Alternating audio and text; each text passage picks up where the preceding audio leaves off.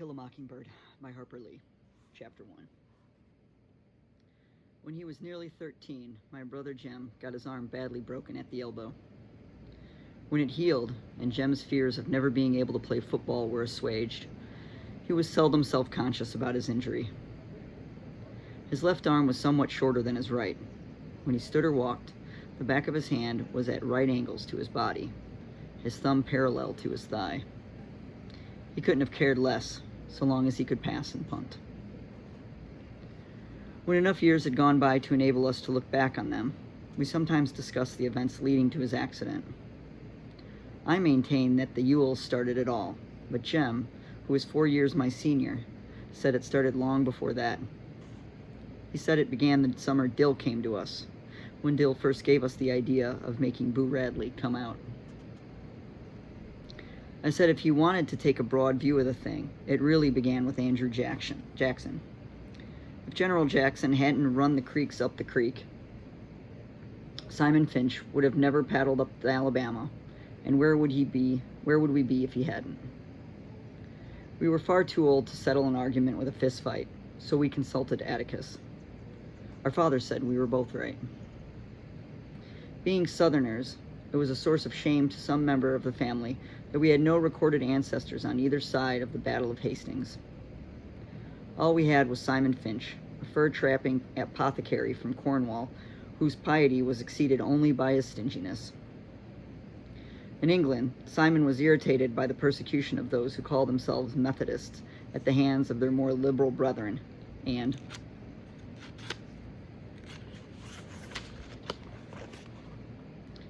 as Simon called himself a Methodist, he worked his way across the Atlantic to Philadelphia, thence to Jamaica, thence to Mobile, and up the St. Stephen's. Mindful of John Wesley's strictures on the use of many words in buying and selling, Simon made a pile practicing medicine. But in this pursuit he was unhappy, lest he be tempted into doing what he knew was not for the glory of God, as the putting on of gold and costly apparel. So Simon, having forgotten his teacher's dictum on the possession of human chattels, brought 3 slaves, and with their aid established a homestead on the banks of the Alabama River some 40 miles above St. Stephen's. He returned to St. Stephen's only once, to find a wife, and with her established a line that ran high to daughters. Simon lived to an impressive age and died rich. It was customary for the men in the family to remain on Simon's homestead, Finch's Landing, and to make their living from cotton. The place was self-sufficient, modest in comparison with the empires around it. The landing nevertheless produced everything required to sustain life except ice, wheat flour, and articles of clothing, supplied by riverboats from Mobile. Simon would have regarded with impotent fury the disturbance between the North and the South, as it left his descendants stripped of everything but their land. Yet the traditions of living on the land remained unbroken until well into the 20th century, when my father, Atticus Finch, went to Montgomery to read law, and his younger brother went to Boston to study medicine. Their sister Alexandra was the Finch who remained at the landing. She married a taciturn man who spent most of his time lying in a hammock by the river wondering if his trot lines were full. When my father was admitted to the bar, he returned to Macomb and began his practice. Macomb, some 20 miles east of Finch's Landing, was the county seat of Macomb County. Atticus's office in the courthouse contained little more than a hat rack, a spittoon, a checkerboard, and an unsullied code of Alabama. His first 2 clients were the last 2 persons hanged in Macomb County Jail. Atticus had urged them to accept the state's generosity in allowing them to plead guilty to second-degree murder and escape with their lives, but they were Haverfords, in Macomb County, a name synonymous with jackass. The Haverfords had dispatched Macomb's leading blacksmith in a misunderstanding arising from the alleged wrongful detention of a mare, were imprudent enough to do it in the presence of 3 witnesses, and insisted that the son of a bitch had it coming to him was a good enough defense for anybody. They persisted in pleading not guilty to first-degree murder, so there was nothing much Atticus could do for his clients except present at their departure, an occasion that was probably the beginning of my father's profound distaste for the practice of criminal law. During his first 5 years in Macomb, Atticus practiced economy more than anything. For several years thereafter, he invested his earnings in his brother's education. John Hale Finch was 10 years younger than my father and chose to study medicine at a time when cotton was not worth growing. But after getting Uncle Jack started, Atticus derived a reasonable income from the law. He liked Macomb. He was Macomb County born and bred. He knew his people. They knew him. And because of Simon Finch's industry, Atticus was related by blood or marriage to nearly every family in the town. Macomb was an old town, but it was a tired old town when I first knew it. In rainy weather, the streets turned to red slop. Grass grew on the sidewalks. The courthouse sagged in the square. Somehow it was hotter then. A black dog suffered on a summer's day. Bony mules hitched to Hoover carts flicked flies in the sweltering shade of the live oaks on the square. Men's stiff collars wilted by 9 in the morning. Ladies bathed before noon and after 3 o'clock naps, and by nightfall were like soft tea cakes with frostings of sweat and sweet talcum. People moved slowly then. They ambled across the square, shuffled in and out of the stores around it, took their time about everything. A day was 24 hours long, but seemed longer. There was no hurry, for there was nowhere to go, nothing to buy, and no money to buy it with, nothing to see outside the boundaries of Macomb County.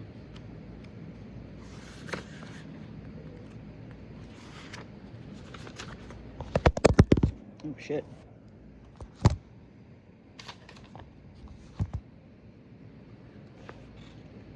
But it was a time of vague optimism for some of the people.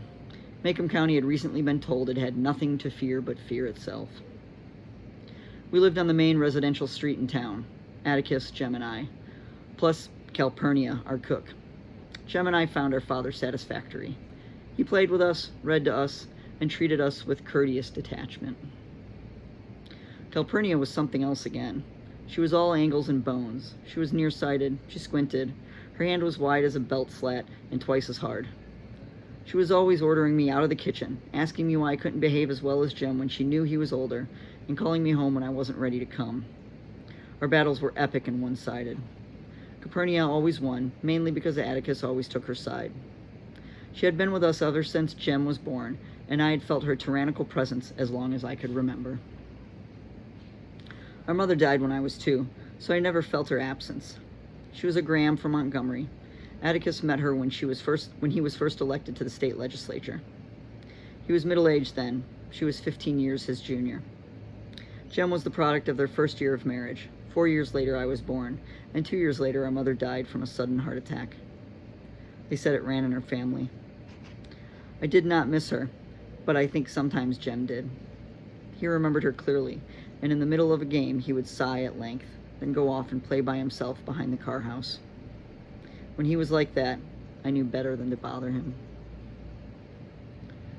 When I was almost 6 and Jem was nearly 10, our summertime boundaries, within calling distance of Calpurnia, were Mrs. Henry Lafayette Dubois' house 2 doors to the north of us, and the Radley place 3 doors to the south. We were never tempted to break them. The Radley place was inhabited by an unknown entity, the mere description of whom was enough to make us behave for days on end. Miss Dubois was plain hell. That was the summer Dill came to us. Early one morning, as we were beginning our day's play in the backyard, Jem and I heard something next door in Mrs. Rachel Haverford's collard patch. We went to the wire fence to see if there was a puppy. Mrs. Rachel's rat terrier was expecting. Instead, we found someone sitting looking at us. Sitting down, he wasn't much higher than the collards. We stared at him until he spoke. Hey. Hey yourself, said Jem pleasantly. I'm Charles Baker Harris, he said. I can read. So what? I said. I just thought you'd like to know I can read. You got anything needs reading? I can do it. How old are you? Asked Jem. 4 and a half? Going on 7. Shoot, no wonder then, said Jem, jerking his thumb at me. Scouts yonder's been reading ever since she was born, and she ain't never started to school yet. You look right puny for going on 7.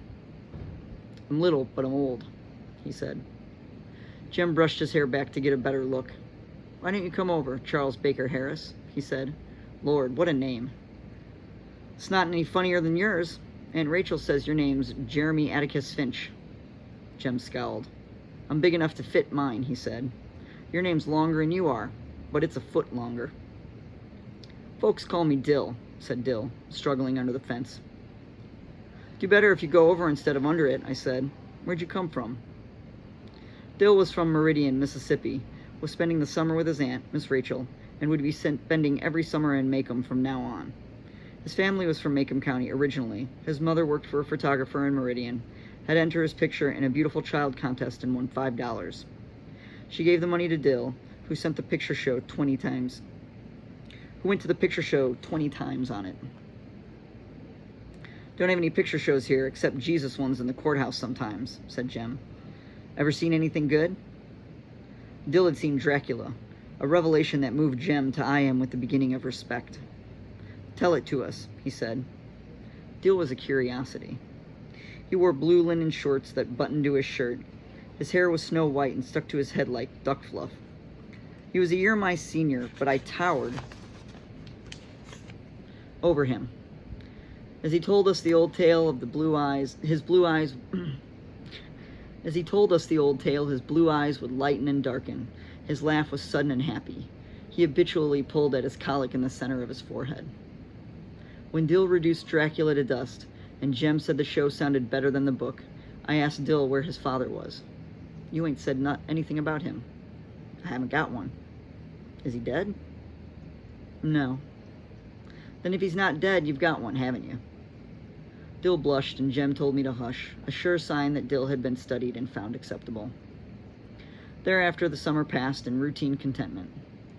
Routine contentment was improving our treehouse that rested between giant twin chinaberry trees in the backyard, fussing, running through our list of dramas based on the works of Oliver Optic, Victor Appleton, and Edgar Rice Burroughs.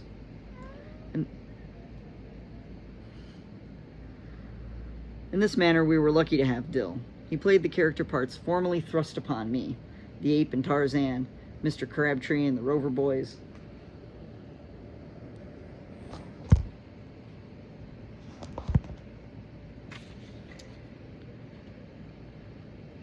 Mr. Damon and Tom Swift. Thus we came to know Dill as a pocket Merlin, whose head teemed with eccentric plans, strange longings, and quaint fancies. But by the end of August, our repertoire was vapid from the countless reproductions, and it was then that Dill gave us the idea of making Boo Radley come out. The Radley place fascinated Dill. In spite of our warnings and explanations, it drew him as the moon draws water, but drew him no nearer than the light pole on the corner, a safe distance from the Radley gate. There he would stand, his arm around the fat pole, staring and wondering. The Radley place jutted into a sharp curve beyond our house. Walking south, one faced its porch. The sidewalk turned and ran beside the lot. The house was low, was once white with a deep front porch and green shutters, but had long ago darkened to the color of slat gray yard around it. Rain-rotted shingles drooped over the eaves of the veranda. Oak trees kept the sun away. The remains of a picket drunkenly guarded the front yard. A swept yard that was never swept, where Johnson grass and rabbit tobacco grew in abundance. Inside the house lived a malevolent phantom. People said he existed, but Jem and I had never seen him. People said he went out at night when the moon was down and peeped in windows. When people's azaleas froze in a cold snap, it was because he had breathed on them. Any stealthy small crimes committed in Macomb were his work. Once the town was terrorized by a series of morbid nocturnal events. People's chickens and household pets were found mutilated, although the culprit was Crazy Addie, who eventually drowned himself in Barker's Eddy. People still looked at the Radley place, unwilling to discard their initial suspicions. A Negro would not pass the Radley place at night. He would cut across the sidewalk opposite and whistle as he walked. The Macomb school grounds adjoined the back of the Radley lot. From the Radley chicken yard, tall pecan trees stood and shook their fruit into the schoolyard, but the nuts lay untouched by the children. Radley pecans would kill you. A baseball hit into the Radley yard was a lost ball, and no questions asked. The misery of that house began many years before Jem and I were born. The Radleys welcome anywhere in town, kept to themselves, a predilection unforgivable in Macomb. They did not go to church, Macomb's principal recreation, but worshipped at home. Mrs. Radley seldom, if ever, crossed the street for a mid-morning coffee break with her neighbors, and certainly never joined a missionary circle.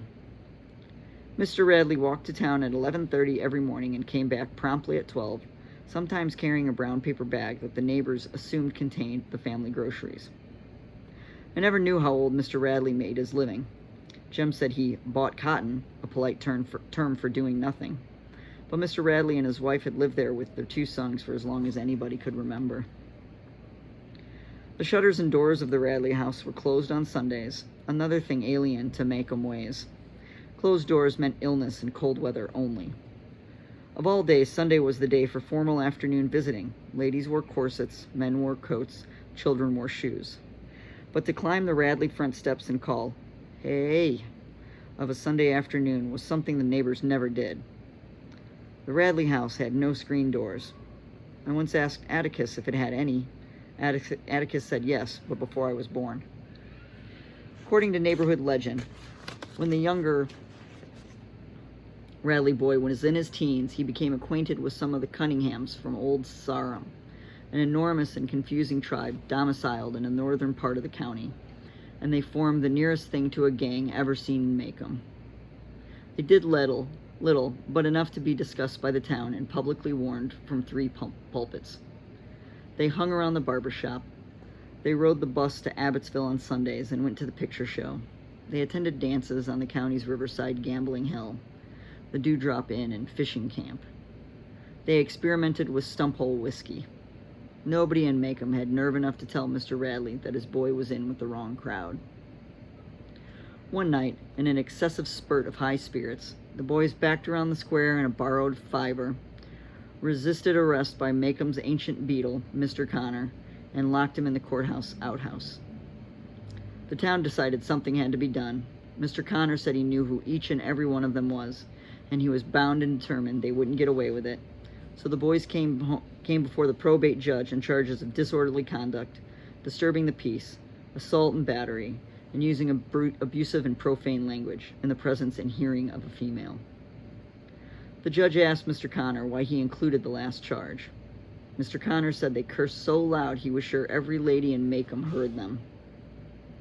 The judge decided to send the boys to the state industrial school, where boys were sometimes sent for no reason other than to provide them with food and decent shelter. It was no prison and it was no disgrace. Mr. Radley thought it was. If the judge released Arthur, Mr. Radley would see to it that Arthur gave no further trouble.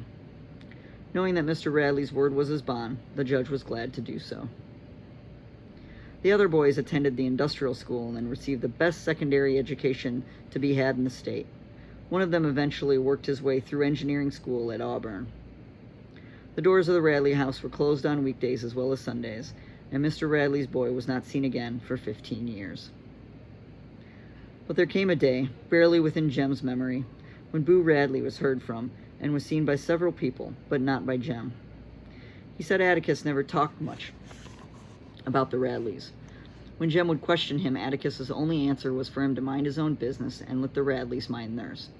They had a right to. But when it happened, Jem said Atticus shook his head and said, So Jem received most of his information from Miss Stephanie Crawford, a neighborhood scold, who said she knew the whole thing. According to Miss Stephanie, Boo was sitting in the living room cutting some items from the Macomb Tribune to paste in his scrapbook. His father entered the room. As Mr. Radley passed by, Boo drove the scissors into his parents' leg, pulled them out, wiped them on his pants, and resumed his activities. Mrs. Radley ran screaming into the street that Arthur was killing them all, but when the sheriff arrived, he found Boo was sitting still in the living room, cutting up the Tribune. He was 33 years old then. Miss Stephanie said the old Mr. Radley said no Radley was going to any asylum when it was suggested that a season in Tuscaloosa might be helpful to Boo. Boo wasn't crazy. He was high-strung at times. It was all right to shut him up, Mr. Radley conceded, but insisted that Boo not be charged with anything. He was not a criminal. The sheriff hadn't had the heart to put him in a jail alongside Negroes, so Boo was locked in the courthouse basement. Boo's transition from the basement to back home was nebulous in Jem's memory. Miss Stephanie Crawford said some of the town council told Mr. Radley that if he didn't take Boo back, Boo would die of mold from the damp. Besides, Boo could not live forever on the bounty of the county. Nobody knew what form of intimidation Mr. Radley employed to keep Boo out of sight, but Jem figured that Mr. Radley kept him chained to the bed most of the time. Atticus said no, it wasn't that sort of thing, that there were other ways of making people into ghosts. My memory came alive to see Mrs. Radley occasionally open the front door, walk to the edge of the porch, and pour water on her cannas. But every day Jem and I would see Mr. Radley walking to and from town. He was a thin, leathery man with colorless eyes, so colorless they did not reflect light. His cheekbones were sharp and his mouth was wide, with a thin upper lip and a full lower lip. Miss Stephanie Crawford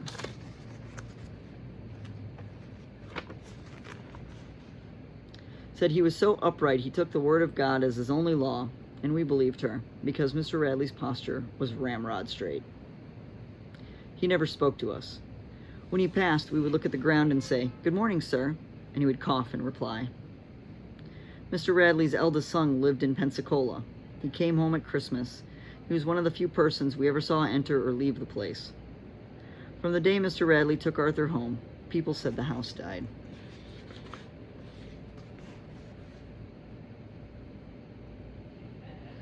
But there came a day when Atticus told us he'd wear us out if we made any noise in the yard, and commissioned Calpurnia to serve in his absence if she heard a sound out of us. Mr. Radley was dying. He took his time about it.